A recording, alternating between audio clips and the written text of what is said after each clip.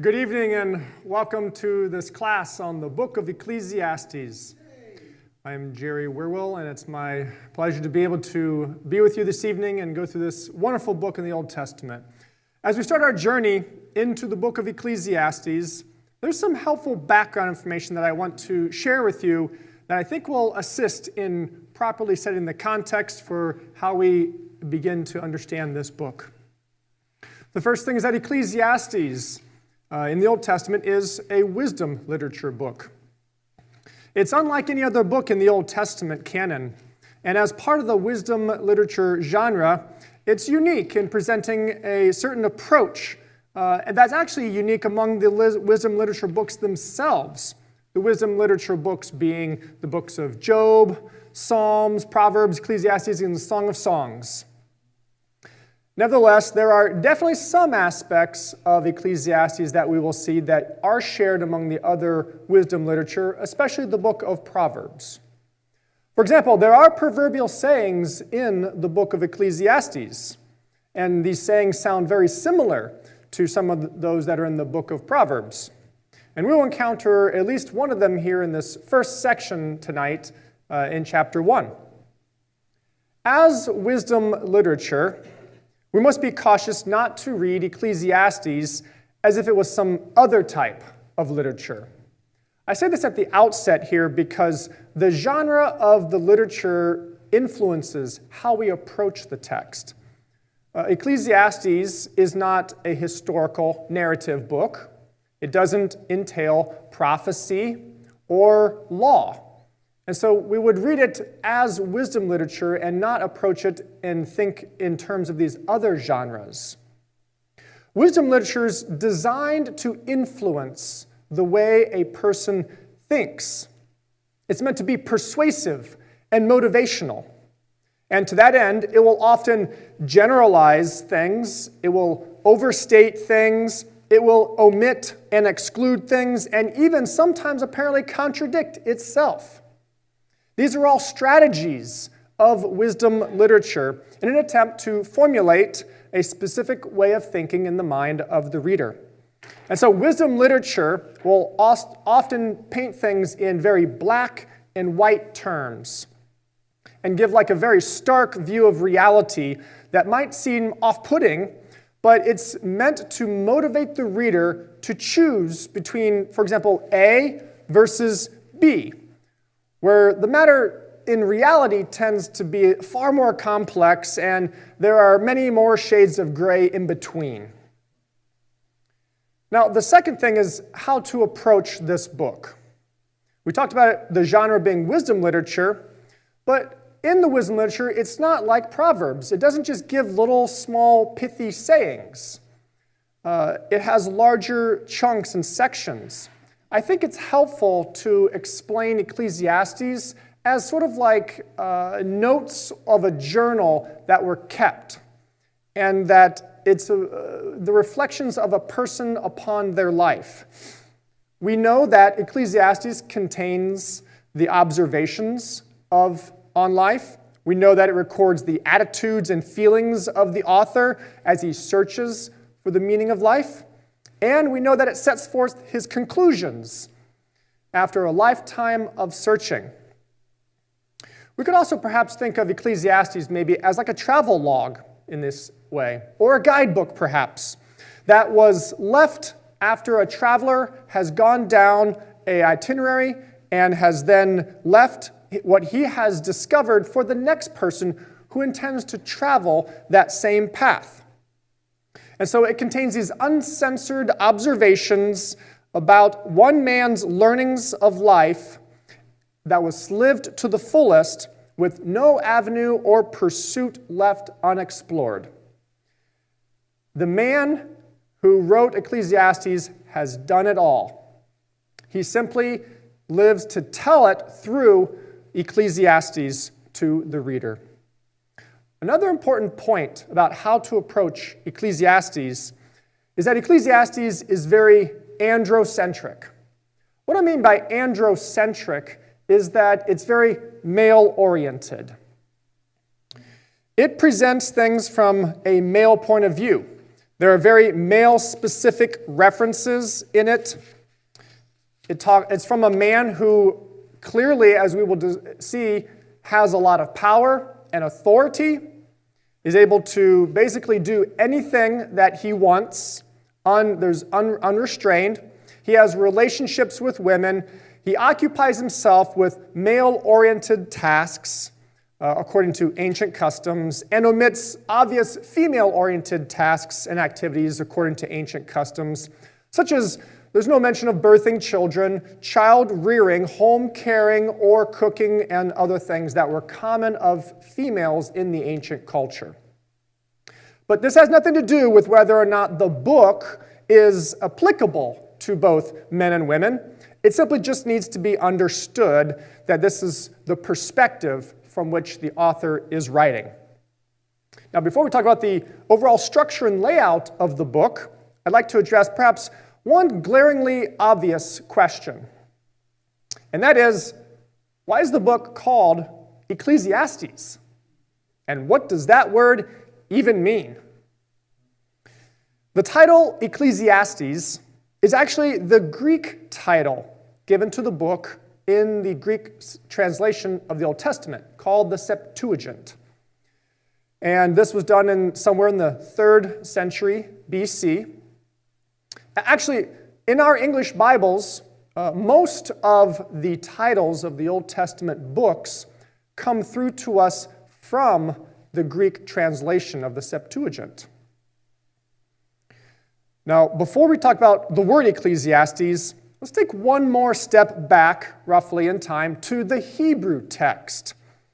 The title Ecclesiastes is translated from the Hebrew word Koheleth. Now, this Hebrew word, it roughly means one who calls together or gathers an assembly, or it could also be one who is addressing or speaking to an assembly. And likewise, this is what the word Ecclesiastes means too. It means one who gathers an assembly or one who speaks to or addresses an assembly. The word Ecclesiastes has in it the root word ecclesia that many of us might be familiar with. It's a common New Testament word for church or congregation or assembly.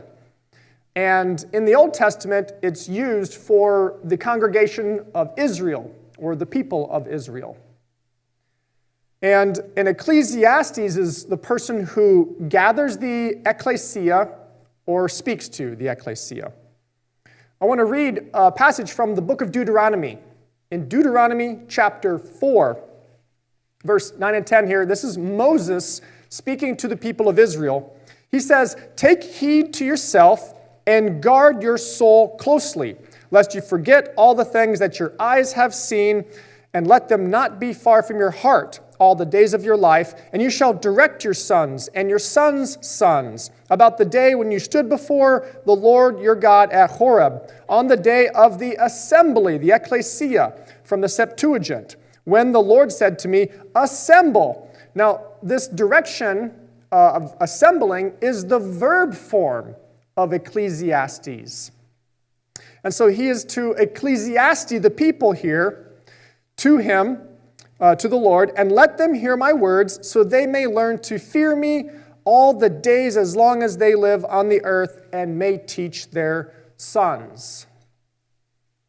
Moses was an Ecclesiastes to Israel. That's what this passage is showing us. He had the task of both gathering together the people of Israel and speaking to them and teaching them what Yahweh was instructing them to do. And this is like what the author of Ecclesiastes sees as his responsibility as well, to pass along his lifelong accumulation of learning and understanding about the meaning of life. Many English Bibles translate the Hebrew word koheleth or kohelet as the preacher. And it's entirely possible that both the meanings of gathering the assembly and addressing the assembly can be present.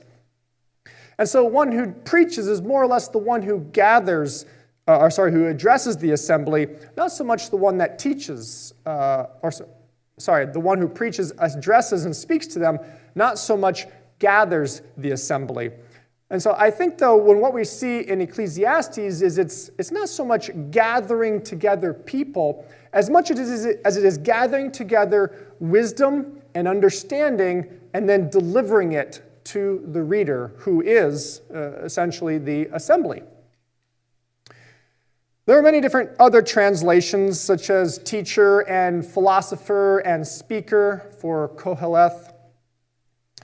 But given the context of Ecclesiastes, it seems that perhaps maybe somebody who is deeply saturated in wisdom and someone who has just a very in-depth knowledge and experience of life, that perhaps the translation sage might more entail that idea.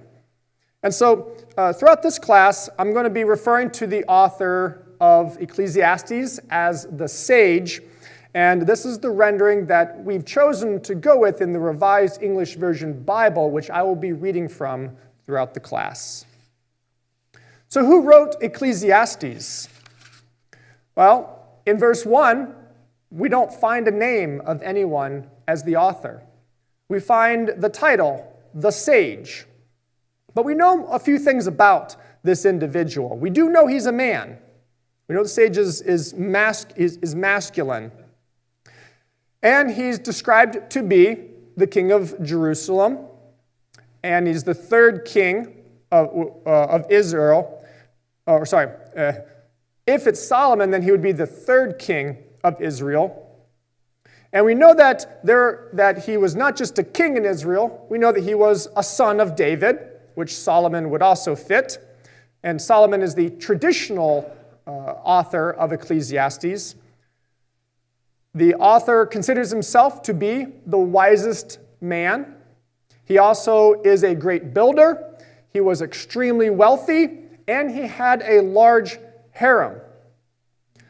All of these characteristics really aptly describe King Solomon in the Old Testament, who was a son of David, the third king of Israel in Jerusalem.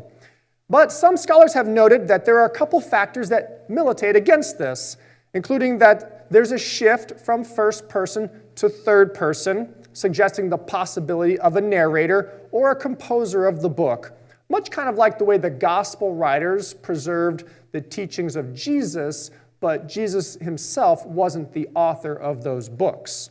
But whether Solomon was the direct author or perhaps a later editor-narrator compiled the writings in their final form, it still seems best to identify the sage as Solomon.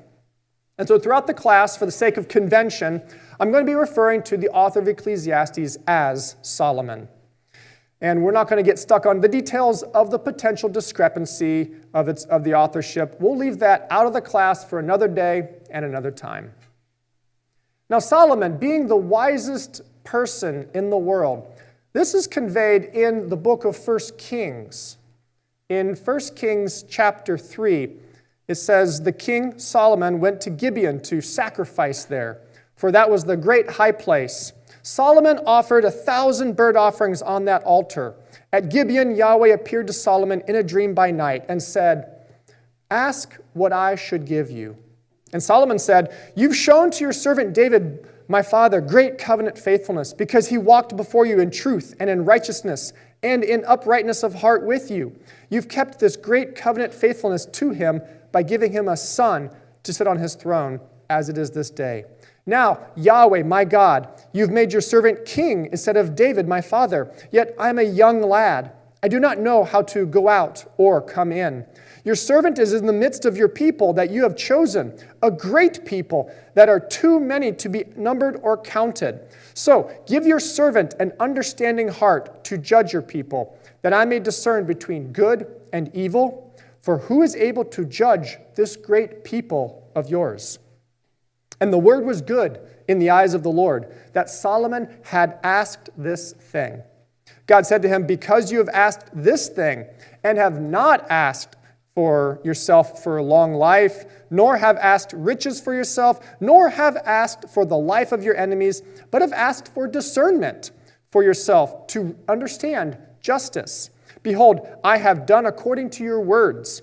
Behold, I've given you a wise and discerning heart, so that there has been none like you before you and after you. None will arise like you. I've also given you what you've not asked for, both riches and honor, so that there will not be anyone among the kings like you all your days.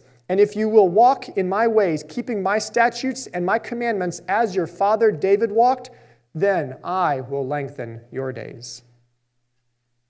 What a request by Solomon as he ascends to the throne in Israel, that out of everything he could have asked for in life, he asked for wisdom. If you could ask God for anything, what would it be? Would you ask God for wisdom like Solomon did? Well, in Ecclesiastes, it depends on who wrote Ecclesiastes to determine the date of composition. If you go with King Solomon as the direct author, then an early date of somewhere in the 10th century, somewhere like 930 or so, 935, because Solomon reigned up until 931 when he died approximately.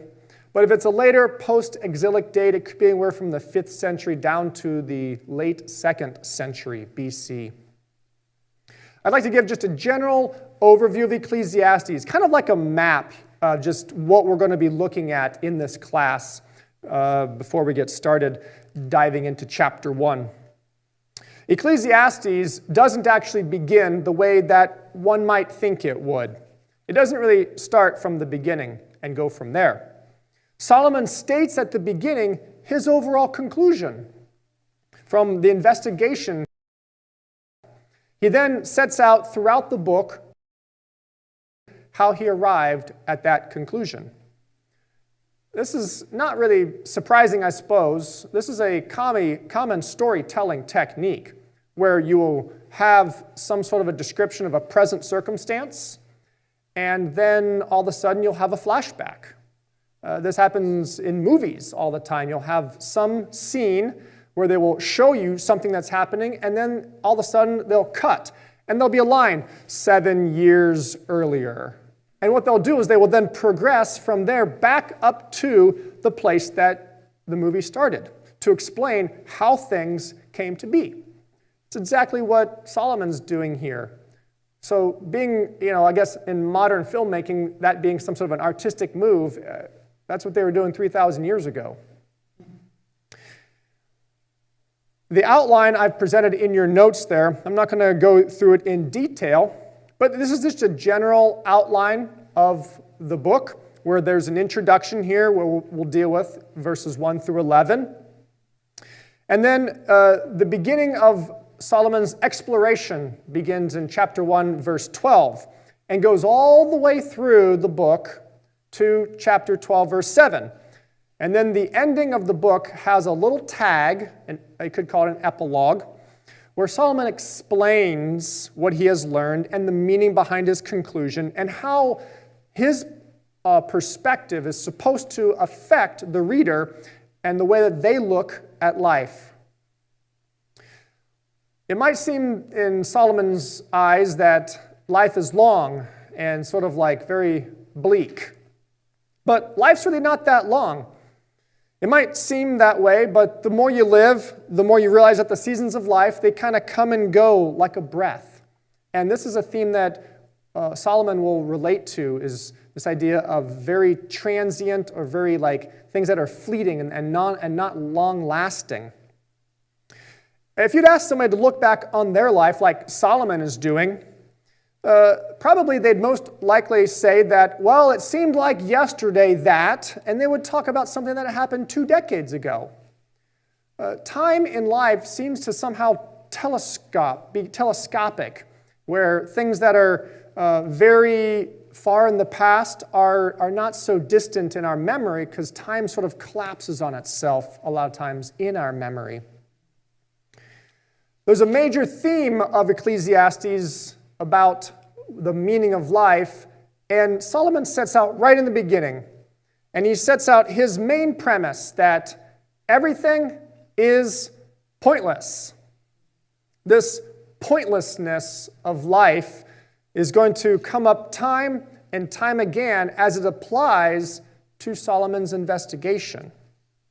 This Hebrew word that is translated pointless, it really just means something that is like a breath, or something that's like a vapor. It's there one moment, and then the next, it's gone. And there's a few different nuances that this Hebrew word takes throughout the book of Ecclesiastes, but for the sake of consistency, the translation of pointless has been used on almost all occurrences. Solomon's conclusion is that whatever humans amount to, whatever activity they are involved in, whatever ambitions they pursue, they actually amount to nothing in the end. Life is just a repetition of cycles of events. It doesn't have any actual lasting value or satisfaction, and it's impossible to control and to direct. But Solomon's frame of thinking in this regard includes the perspective of all this human activity from simply an earthly point of view. What the phrase he will use is under the sun. Many people have understood the issue that Solomon has raised and have tried to propose alternate ways to understand meaning and purpose in life. This is the task that philosophers like to apply themselves to try and solve.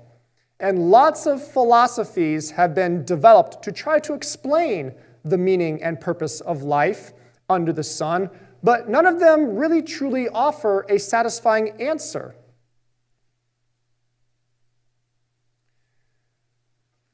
In a quick preview of some of the most predominant philosophies that have been set forth to explain the meaning and purpose of life under the sun, we have natural pantheism, which says that we're supposed to care for nature. Theism, which would be Christianity and Judaism, to follow God's will. Following Taoism, to follow the way, but no one can tell you what it is. Determinism, accept that everything is predetermined. Confucianism, fulfill your duties to others. Mohism, love people impartially. Solipsism, since only you exist, you know it, you know the meaning. Cynicism, be self-sufficient. Hedonism, have pleasure. Platonism, acquire maximum knowledge. Legalism, get practical skills. Epicureanism, free yourself from pain. Quietism, asking this question leads to more confusion. Aristotelianism, be a good person. Stoicism, be dispassionate. Modern humanism, act in the self-interest and common good. Subjectivism, life's meaning is different for each person. Liberalism, defend individual liberty. Kantianism, do as you'd have others do. Nihilism, do as you wish. Life has no meaning. Pragmatism, bring more value to humans. Positivism, life has no meaning until you give it one. Existentialism, make decisions and be positive. Absurdism, stop trying to find a meaning, just live. And so on and so forth. I'm pretty sure there will be no end to people trying to figure out meaning and purpose for life under the sun.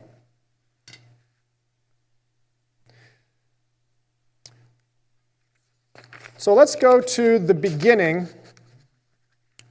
of the book of Ecclesiastes. I'm going to quickly change here.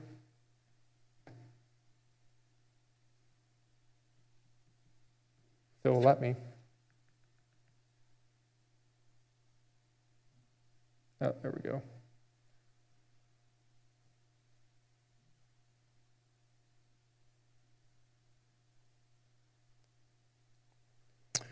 All right.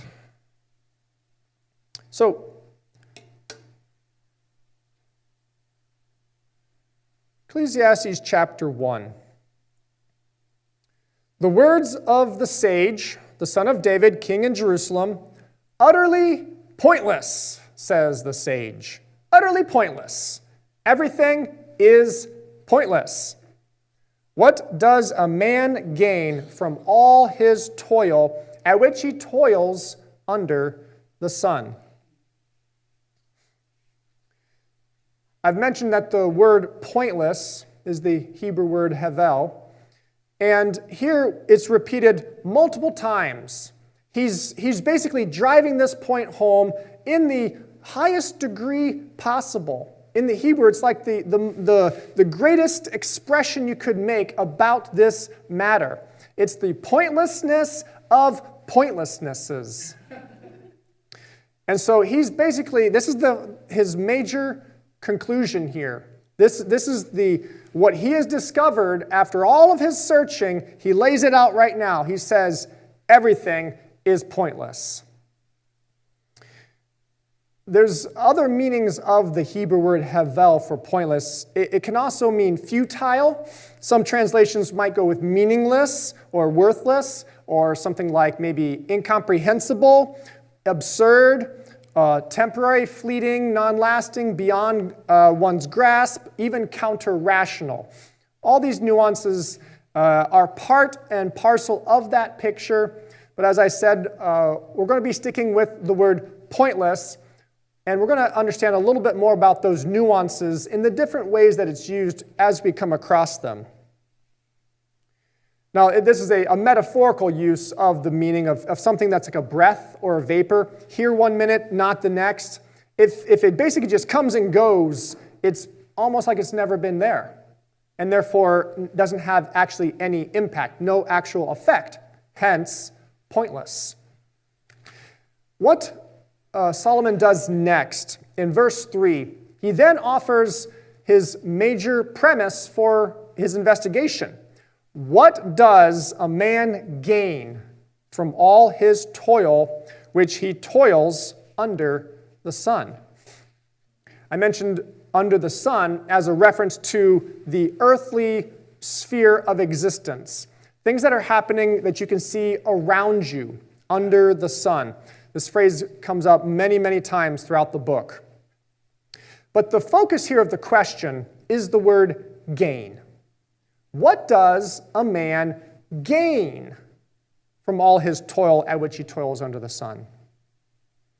The idea is that it's about what can you actually have that's a lasting difference. What can you have that actually makes life somehow one step higher than what it was before? This seems to be a little bit pessimistic from the outset. He's basically saying he's found that the answer is nothing. So it's like, wow. I mean, if you don't scratch your head, kind of like, is he living a good life here, or is he just like, nonstop hardship? Why does he have such a bad, negative outlook on life? You'd think that wouldn't be the case for the king of Israel, the wisest man alive, who had more wealth than anyone else, but that is what he is going to come to. And the reason for it deals with this idea of perspective. Solomon is doing this investigation from a particular perspective. He's looking at all the activity, and we'll go through it through the class. He goes and he does all these little experiments in life to try to discover, is there something that actually gives a person a real benefit, a step up, something that actually advances the existence of the human existence? You could think of it as he's going to be trying to test the purely human level of existence. And what he comes to and what he says is that no matter how great your life is, no matter how wonderful, how successful, how famous, how much you gain, how much you do, all of it will, in the end, be pointless. Why is that? Because activity in and of itself, according to Solomon, will not be able to produce any lasting and ultimate value. So that lays the groundwork for what we're going to be pursuing in the book of Ecclesiastes with the conclusion of everything is pointless and the question, can a person gain anything in life from the activity that they do under the sun?